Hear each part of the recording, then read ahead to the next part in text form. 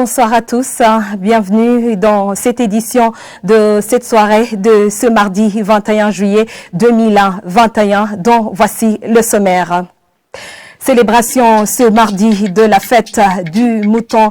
Les musulmans sont appelés à s'approcher davantage de Dieu et à partager ce qu'ils ont avec les personnes les plus démunies. C'est un message de Kassim Jafar, le porte-parole de la communauté islamique du Burundi.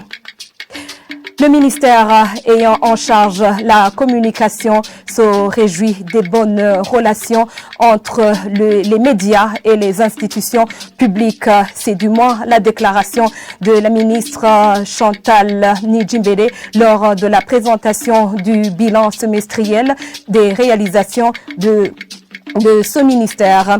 Toutefois, elle déplore le manque de moyens. Vous l'entendrez dans ce journal. Rebonsoir et bienvenue.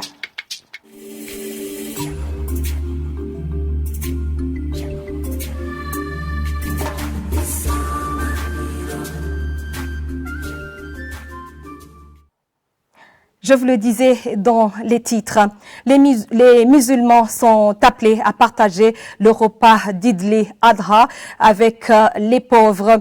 C'est un message du porte-parole de la communauté islamique du Burundi aux musulmans. C'était lors de la célébration de la fête du mouton ce mardi. Il demande en outre aux responsables des mosquées à respecter les non-musulmans lors de l'appel à la prière. C'est un reportage signé Nicole Ninina Hadzgue et Berthier Mugiraneza. Akbar, Allahu Akbar, Allahu Akbar, Allahu Akbar, Allah. Célébration ce mardi de la fête du mouton Idil Adha pour les fidèles musulmans du monde entier. La fête du mouton ou fête des sacrifices commémore la foi d'Ibrahim, le jour où il a accepté de sacrifier son fils Ismaël, comme l'indique Kassim Jafar, le porte-parole de la Comibu. C'est une fête religieuse musulmane, une grande fête pour toutes les nations du monde entier où nous célébrons la fête d'Eid el-Hajj ou bien la fête du mouton.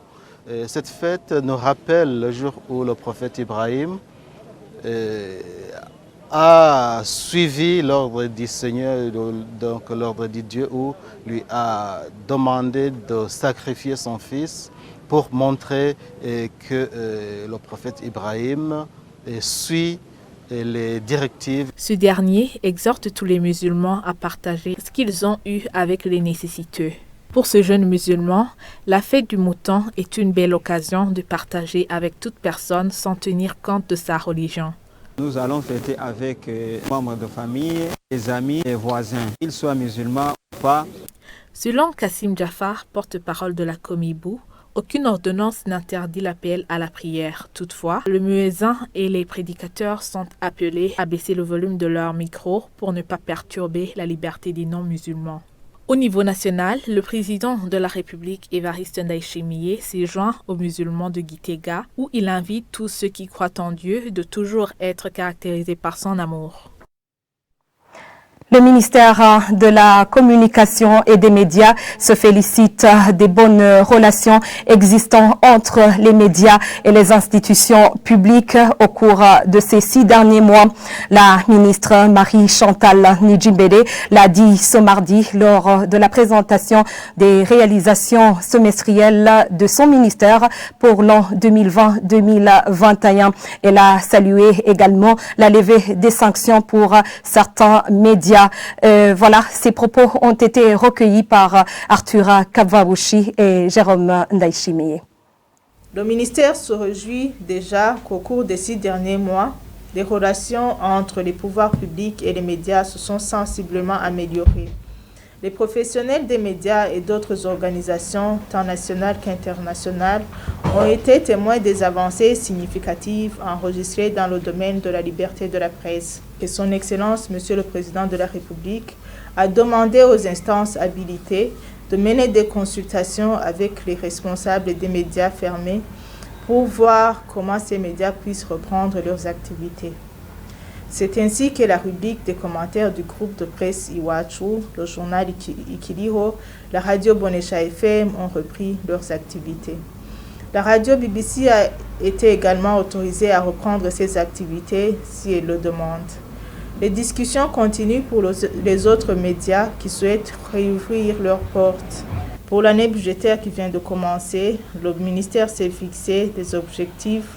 Il s'agira principalement de revisiter les cadres légaux pour les adapter au contexte actuel. Bien que le ministère a réalisé pas mal de choses, des défis n'ont pas manqué.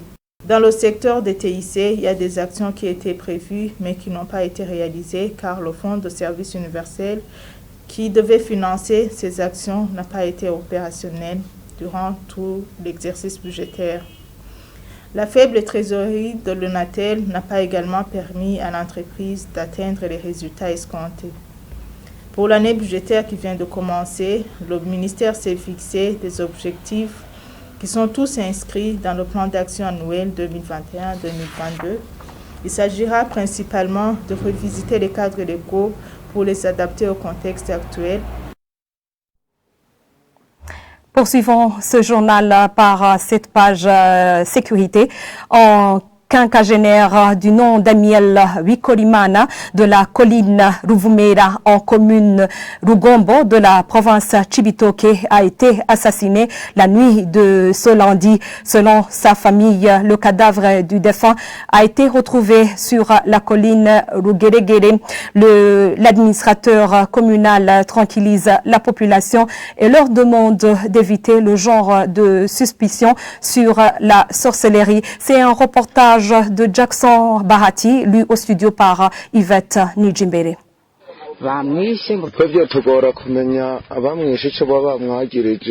Bikolimana, âgé de 50 ans, est originaire de la commune Ruvumera, de la commune Rugombo, en province de Cibitoke. Il a été tué dans la nuit de ce lundi à coups de machette à la localité de Rugeregere. Selon les sources recueillies sur place, Amiel a disparu depuis 15 heures de ce lundi et quand sa famille lui a contacté sur son téléphone portable, il était injoignable. C'est vers 1h du matin que sa famille a eu des informations sur la mort d'Amiel Bikolimana. Son cadavre a été trouvé près de la 3e avenue de la commune Rugombo. Les voisins de la victime témoignent qu'il vivait en harmonie avec son entourage malgré les accusations sur la sorcellerie par certains de son entourage. La famille de la victime demande aux instances habilitées de mener des investigations pour que les responsables de sa mort puissent être identifiés. L'administrateur de la commune Rugombo dit qu'ils ont commencé des enquêtes. Gilbert Manirakidza appelle les habitants de la commune Rugombo de ne pas croire en sorcellerie. Amiel Wikolimana est la 16e victime de ces croyances obscures. Quittons Cibitoke et rendons-nous en province Karusi où les agriculteurs de la colline Nyamiyaga en commune Gihogadzi, c'est en province Karusi comme je venais de vous le dire, ils exploitent les marais et les terres domaniales pendant la grande saison sèche et cela grâce à l'irrigation. Ces agriculteurs témoignent que cette technique leur permet de récolter pendant cette saison sèche et avoir une production de consommation et l'écoulement au marché.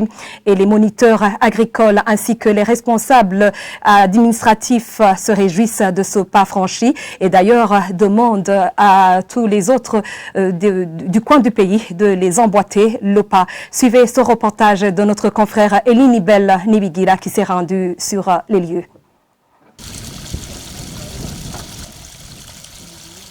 Sur la colline Nyamiyaga de la commune Gihogadzi en province Karusi, difficile de distinguer les marais des terres domaniales. Ils sont tous en train d'être exploités. Partout, l'on est en train de cultiver, mais il y a aussi des champs de différentes cultures, comme les légumes et autres. Judith Wangirinama est agricultrice qui pratique l'irrigation. Le projet de cultiver pendant la grande saison sèche nécessite un endroit où il y a des cours d'eau ainsi que des engrais. Les cultivateurs s'intéressent beaucoup à ce projet. Maintenant, il n'y a pas d'eau inutile. Des gens qui arrosent. Les cultures sont nombreuses. L'eau est devenue plus utile. Elle ne se déverse plus inutilement. Patrice Habiyambele, nous le rencontrons dans son champ en train de l'irriguer. Il trouve que l'exploitation agricole pendant la saison sèche est d'intérêt capital. Cultivé pendant la grande saison sèche, on gagne de l'argent même si les produits sont achetés à bas prix. On trouve des légumes pour les enfants. Au mois de septembre, proche de la saison pluvieuse, je vends mes chèvres pour avoir de l'argent afin d'acheter des engrais. Je cultive du maïs, des haricots pour chercher la ration des enfants. Toutefois, Juvenal Habyarimana, moniteur agricole de la colline Nyamiyaga, regrette que ces agriculteurs font face au manque de semences sélectionnées. Généralement, nous faisons face au manque de semences sélectionnées. Nous souhaiterions avoir ces semences qu'on peut même acheter si elles sont disponibles à temps. Mais le gouvernement peut aussi les distribuer comme subvention ou crédit avec des intrants agricoles et après la récolte, les agriculteurs peuvent procéder au remboursement. Frédéric Nikiminwe, administrateur de la commune Gihogazi, encourage ses agriculteurs et invite d'autres différents coins du pays de le prendre comme modèle.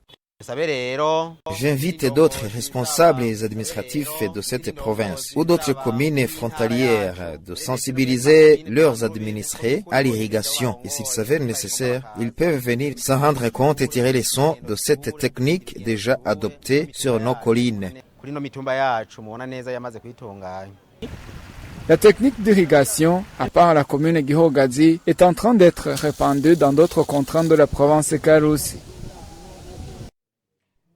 Et toujours à ce propos, le ministre en charge de l'agriculture et de l'élevage, Deo Guide Rurema, fait savoir que cette technique de l'irrigation date de 2017 et figure dans l'engagement du gouvernement à sensibiliser la population à adhérer à cette technique. D'ailleurs, il dit que le gouvernement a acheté plus de 80 pompes à eau qui seront octroyés à certains agriculteurs dans le but de les encourager. Suivez le ministre Guide Rurema. Il est traduit en français par notre confrère Charles Makoto.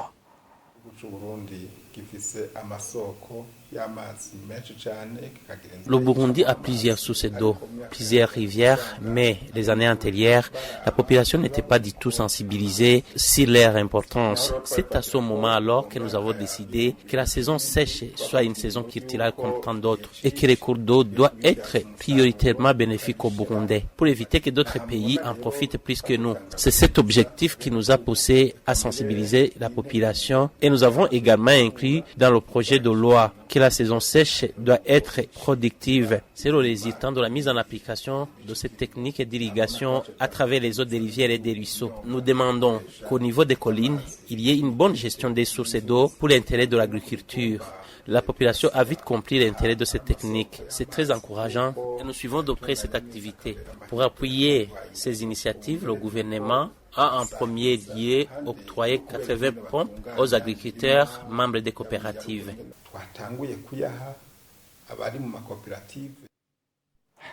Et avant de refermer ce journal, cette page internationale, au Mali, le président de la transition, Assimi Goïta, a été victime d'une tentative d'assassinat.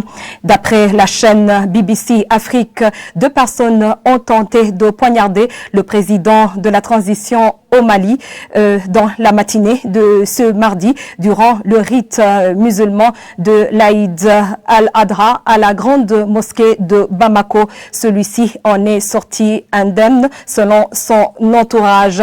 Et toujours en actualité internationale, vous saurez qu'au Pérou, le candidat de la gauche radicale Pedro Castillo a été proclamé ce lundi vainqueur de l'élection présidentielle par l'autorité électorale plus d'un mois après le scrutin du deuxième tour qui l'opposait à la candidate de la droite populiste Keiko Fujimori. C'est un reportage de nos confrères de TV5 Monde.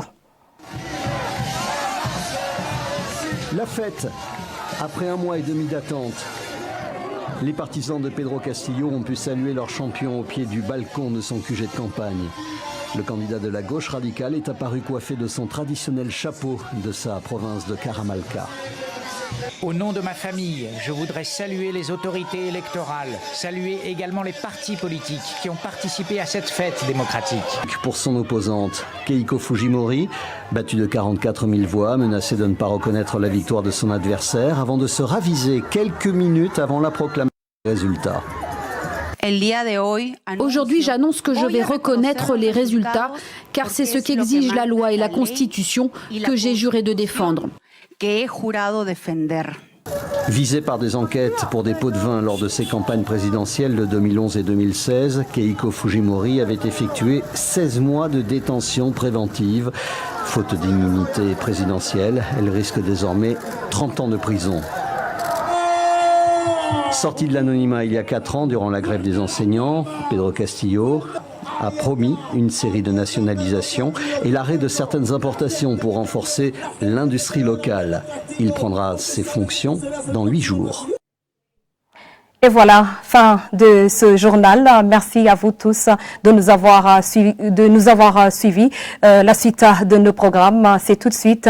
Très bonne soirée chez vous. Au revoir.